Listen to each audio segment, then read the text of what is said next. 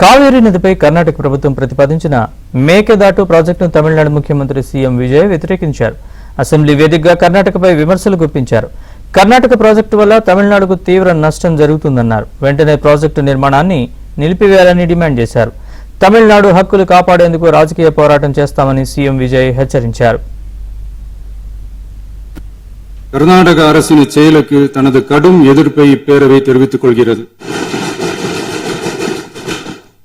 கர்நாடக அரசின் மேகதாது அணை திட்டத்திற்கு தொழில்நுட்பம், சுற்றுச்சூழல் உட்பட எவ்வித அனுமதியும் அளிக்கக்கூடாது என ஒன்றிய அரசை இப்பேரவை வலியுறுத்துகிறது. అసెంబ్లీ వేదికగా కర్ణాటకపై విమర్శలు గుప్పించారు.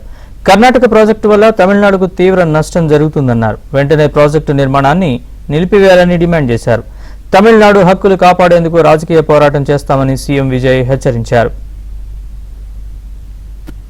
கர்நாடக அரசின் செயலுக்கு தனது கடும் எதிர்ப்பை இப்பேரவை தெரிவித்துக் கொள்கிறது.